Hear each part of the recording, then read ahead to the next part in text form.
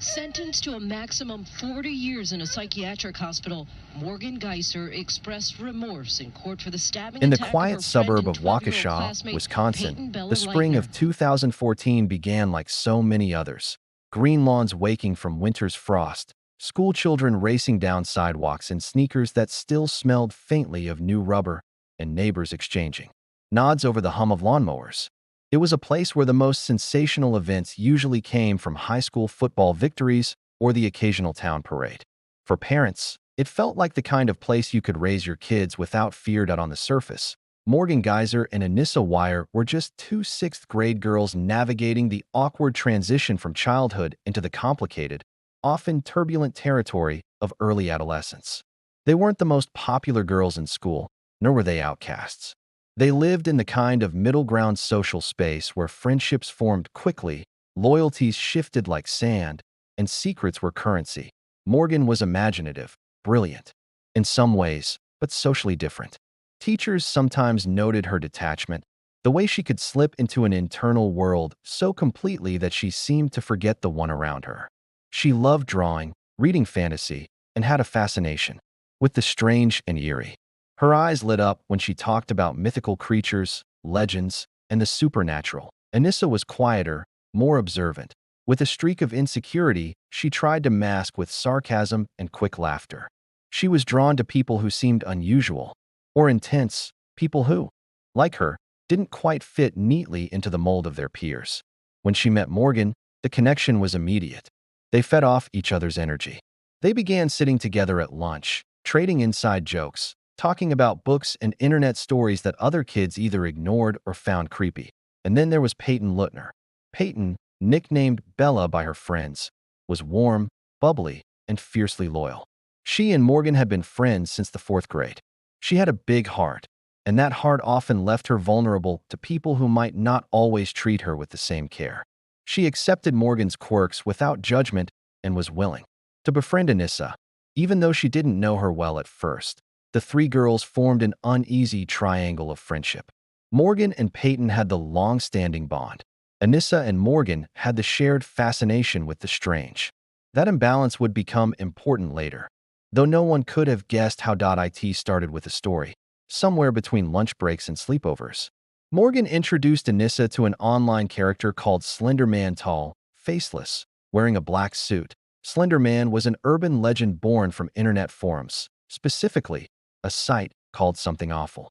He was fiction, created in 2009 as part of a Photoshop contest. But in the sprawling digital world of creepypasta, short horror stories designed to unsettle, Slender Man had evolved into something more in the mythos. He was a shadowy figure who lurked at the edges of forests, abducted children, and could influence minds. He was impossible to kill, impossible to escape, and his presence alone could drive people to madness. Most. It was a campfire ghost story dressed in digital clothes. But to Morgan and Anissa, it was something else. They began reading everything they could about him. Artwork, fan fiction, fake news articles claiming sightings. They traded theories late at night over instant messages. They convinced themselves that Slender Man was real, that he lived deep in the Nicolet National Forest in Wisconsin, and that he had proxies, servants who carried out his will. And then came the belief that would tip everything into darkness. That to prove loyalty to Slender Man, you had to kill for him. For weeks, Morgan and Anissa talked about it. Not in the way kids joke about haunted houses or daring each other to walk through cemeteries, but with an obsessive, meticulous focus. They whispered about it during class. They planned it during sleepovers. And eventually, their plan crystallized into something horrifyingly simple. They would kill Peyton. Peyton, the loyal friend who had never turned away from Morgan. They believed that by killing her, they would not only prove themselves to Slender Man, but also be allowed to live in his mansion in the forest, safe from harm, under his protection forever. It didn't matter that he wasn't real. In their minds, the decision had already been made. Saturday, May 31st, 2014, began with the lightness of a birthday celebration. Peyton's mom had agreed to let her spend the night at Morgan's house for a belated celebration of Morgan's 12th birthday. It was meant to be fun, just three friends, junk food, late-night whispers, and the easy comfort of being young enough that your parents still made the plans. They spent the afternoon roller skating at Skateland, laughing when they lost balance, taking turns in the arcade. To Peyton, it felt like any other get-together. Morgan had been quieter than usual, but she assumed it was just her friend's mood shifting the way it sometimes did. When they got back to Morgan's house, the night unfolded in typical sleepover fashion. Pizza, snacks, browsing the internet. But in the quiet spaces between games and chatter, there were glances between Morgan and Anissa that Peyton didn't notice. Signals. Silent confirmations of what they intended to do. Peyton had no idea that this was supposed to be her last night alive. What Peyton didn't know was that the plan had already shifted once. Originally, Morgan and Anissa had intended to kill her the night before, while she slept. The idea had been to tape her mouth, stab her in her bed, and then slip away before sunrise. But Morgan said she wanted to give her one more morning. It was a mercy in Morgan's mind. In truth, it was the first of many small delays that would keep Peyton alive. Morning came. The three girls ate breakfast. They asked Morgan's mom if they could go play in David's Park, a wooded area nearby where kids sometimes explored. She said yes, thinking it was harmless. The girls walked together, chatting about nothing in particular, but Anissa was carrying a kitchen knife, a blade nearly 5 inches long, tucked inside her backpack. The plan was simple: lure Peyton into the woods, find a secluded spot, and stab her to death. They started in the park, but Anissa suggested going deeper, where the trees grew thicker. Peyton agreed without hesitation. She trusted these girls. She thought she was safe. At one point, they ended up in a small concrete bathroom building on the edge of the park. Morgan suggested they could do it there, stab her, and leave her body in the stall. But Anissa hesitated. It felt too exposed, too risky. So they kept walking. The sunlight dappled the ground, the breeze was warm, and the conversation was light. For Peyton, it was just another walk with friends. For Morgan and Anissa, it was the hunt for the right moment. Eventually, they found it, a narrow patch of woods, thick enough to block the view from anyone passing by, with a small dirt path winding into the shadows. It was here that Morgan took the knife from Anissa. "Go ahead," Anissa whispered. Morgan turned to Peyton.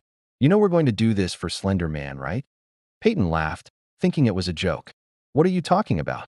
Then Morgan said, "I'm so sorry." And the first stab went in.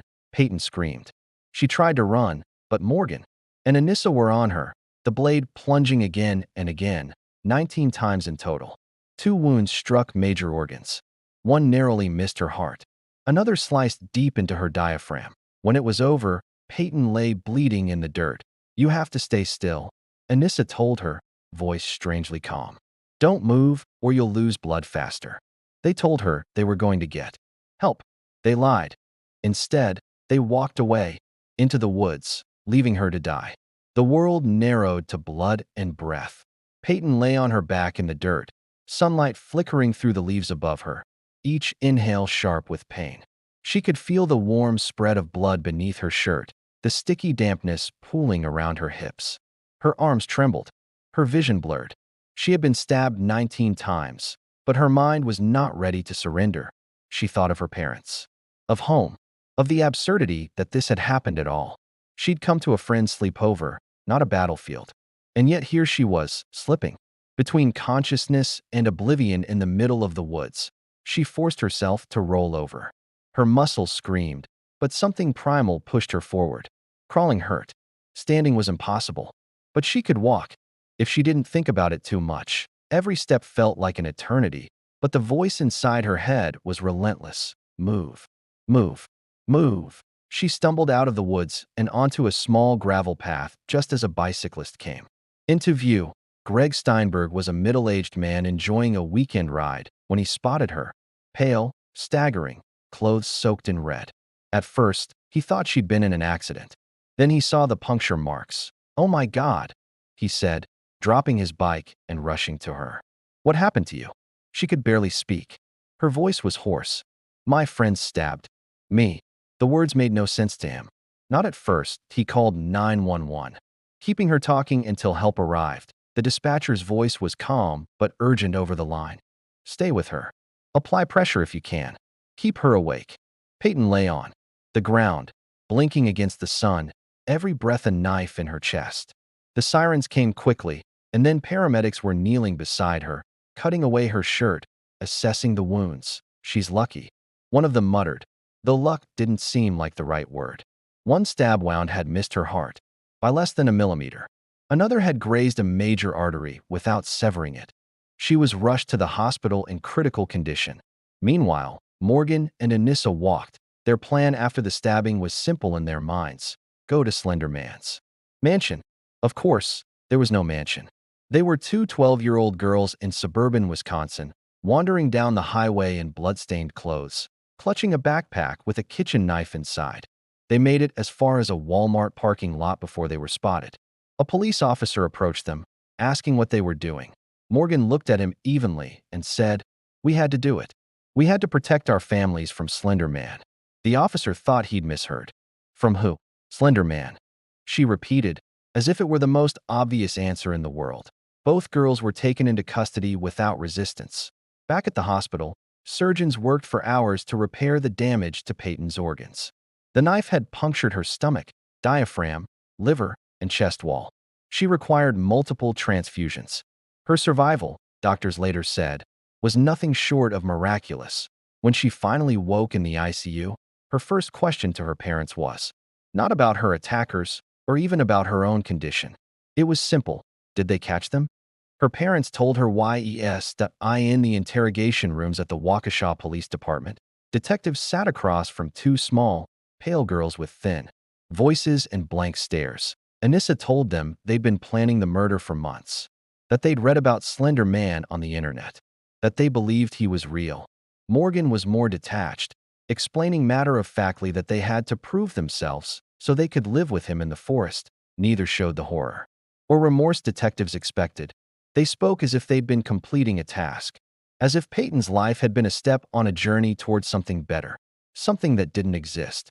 The interrogation rooms at the Waukesha Police Department were small, sterile spaces, fluorescent lights humming above, a table dividing child from detective, and a single camera lens watching everything. In one room, Anissa Weier sat with her, hair falling into her face, arms crossed tightly over her chest. She was visibly nervous, her eyes darting to the door as if she might still find a way out of this nightmare. In another room, Morgan Geyser sat slouched in her chair, pale and expressionless, as though the events of the past 24 hours were already fading into some strange, detached dream. Detectives started gently. These were, after all, two 12-year-old girls. They asked about the morning, the sleepover, what happened in the woods. It didn't take long for the fantasy to spill out. Anissa's voice trembled as she told them, "We had to do it, or he would hurt our families." "Who?" the detective asked, leaning forward. "Slender Man," she said. "He's real. He watches us. We had to show we were loyal." Morgan, in her separate interview, didn't cry. She didn't fidget. Her tone was flat, almost analytical, as she described taking the knife from Anissa's backpack, telling Peyton she was sorry, and stabbing her. She said she couldn't breathe. Morgan told the detective, her voice low, as if reciting a memory from a distance. "I remember she tried to get away, but I tackled her." The detective pressed, "You know Slender Man isn't real, right?" Morgan blinked. "No, he is." The more they talked, the clearer it became that the girls had built a shared delusion, one that had bloomed in the dark corners of the internet and taken root in the isolation of their friendship. They spoke of proxies, humans who served Slender Man, and of a mansion in the Nicolet National Forest where he lived. They believed they could go there, live with him, and be safe from his wrath. The plan, they said, had been in place for months. They had originally intended to kill Peyton during the sleepover, but Morgan claimed she wanted to give her one more morning. Detectives could see they weren't dealing with a simple case of peer pressure or even juvenile cruelty. Something much deeper, much darker, was at work. As Peyton lay in a hospital bed, recovering from 19 stab wounds, the community was reeling. Waukesha wasn't the kind of place where kids carried knives to the park. The idea that two children could so completely lose their grasp on reality was terrifying. Parents began asking questions they'd never thought to ask before. What are my kids reading online? Who are they talking to? Could my child believe something so completely that they'd kill for it? The district attorney faced a grim decision. Given the severity of the crime, the premeditation, the number of wounds, and the fact that the victim had been left for dead. It was announced that Morgan Geyser and Anissa Weier would be charged as adults. The decision shocked some and outraged others. But the DA argued that the crime was too calculated, too violent, to be handled in juvenile court, that if convicted as adults of attempted first-degree intentional homicide, they could each face up to 65 years in prison. Public reaction was polarized.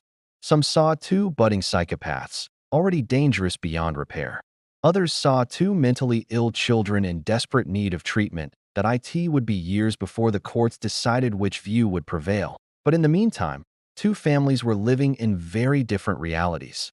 Peyton's family was clinging to relief that she was alive, watching her fight through physical pain and trauma. Morgan and Anissa's families were watching their daughters, children they'd tucked in every night, paraded before the world in orange jumpsuits, accused of a crime so incomprehensible that even now, many refused to believe it had happened. The months that followed the attack became a psychological excavation. Both Morgan Geyser and Anissa Weier were ordered to undergo psychiatric evaluations, and the findings were as chilling as the crime itself. That Morgan's mental health assessment revealed something far more complex than simple obsession. Doctors diagnosed her with early-onset schizophrenia, a rare and severe mental disorder that can appear in adolescence but is almost unheard of in children so young. She admitted to seeing and hearing things others couldn't, hallucinations that had been present since the age of 3. She described visions of ghosts and voices that whispered instructions in the dark. One of those voices, she claimed, belonged to Slender Man. Forensic psychologists noted her flat affect, her lack of visible remorse, and her belief that killing Peyton was necessary to save herself and her family. To Morgan, this wasn't murder. It was survival in the face of a supernatural threat. That Anissa's evaluation told a different story.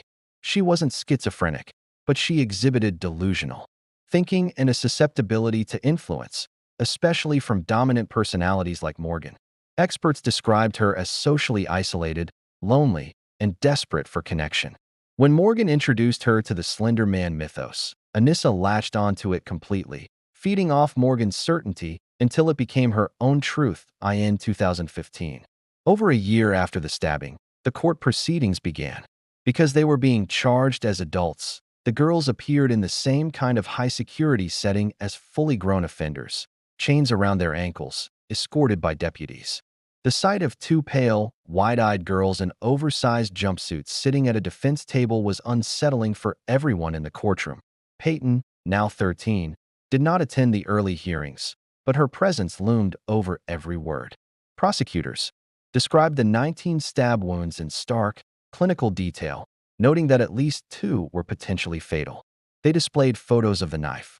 They played parts of the police interviews, letting the jury hear the matter-of-fact way Morgan and Anissa described planning their friend's death.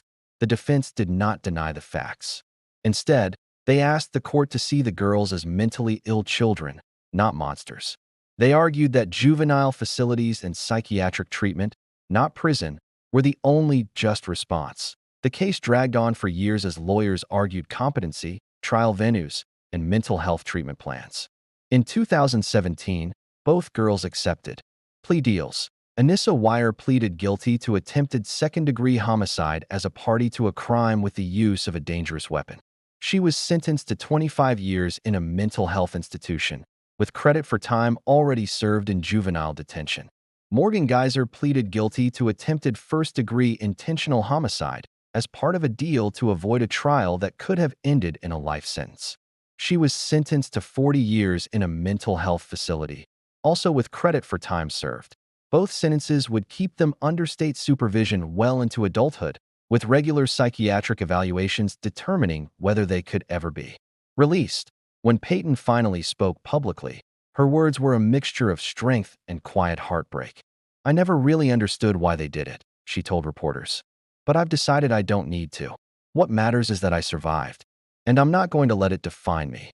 She returned to school, rebuilt her life, and, over time, found ways to move forward.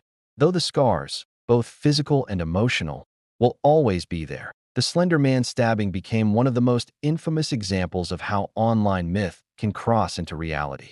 It forced parents, law enforcement, and mental health professionals to confront uncomfortable questions about children's vulnerability to influence, the early onset of severe mental illness, and the terrifying possibility that the lines between fantasy and reality can blur fatally.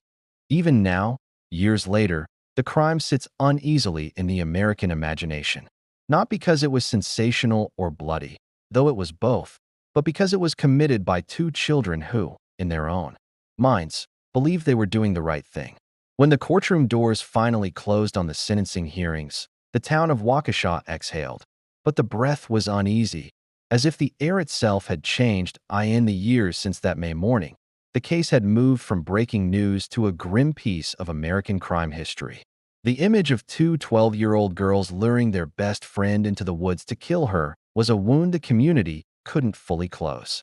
Parents in Waukesha still talk about it in lowered voices, as though speaking too loudly might give the darkness away. Back in, Peyton grew stronger with time. The physical scars along her arms, chest, and torso became pale reminders of what she'd survived. She learned to live without hiding them, understanding that her story was now part of her identity whether she wanted it or not. In interviews, she spoke without bitterness, only a kind of resolute clarity. She said she had no interest in seeing Morgan or Anissa again. She said forgiveness wasn't the point. Survival was. Her parents rebuilt their lives around her recovery. They kept their world small and their trust circle smaller. Every laugh at the dinner table, every milestone, felt sharper now because they'd almost lost her. Inside the mental health facilities, Morgan and Anissa lived in a controlled reality far removed from the forest, the knife, and the blood. For Morgan, treatment was intense: medication, therapy, constant psychiatric evaluation. Some days she expressed remorse. Other days she still spoke of Slender Man as if he existed, as if somewhere out there in the Wisconsin woods he was waiting. For her, Anissa made progress more quickly. She eventually admitted that she no longer believed in Slender Man and that her actions were the product of a dangerous loyalty to someone she didn't fully understand. But progress didn't erase the past, and release would only come if doctors and the court believed she could live safely in the outside world. Beyond the individuals involved, the case left deep ripples. It became a textbook example in law enforcement and mental health conferences, a warning about how quickly a child's perception can be bent when fantasy is fed unchecked. Teachers began spotting obsessive fixations earlier. Parents, suddenly aware of what creepypasta meant, started looking over their kids' internet histories with fresh eyes. The horror of the Slender Man stabbing wasn't just that it happened, it was that it happened so easily. Two ordinary girls in an ordinary town fell into an extraordinary darkness, and no one saw the depth of it until the blood was already in the dirt. Years later, Waukesha's parks are still filled with children in summer. Laughter still echoes through the trees, but for some, the sight of the narrow trail into the woods brings a quiet shiver. It's a reminder that evil doesn't always look like a stranger in a mask. Sometimes it wears the face of a friend, holds your hand, and asks you to come just a little further into the shadows. And for Peyton Lutner, the girl who walked out of those shadows with 19 stab wounds and a will like iron, the story will never truly be over. But she's the proof that even when monsters are imagined, the courage to survive them is real.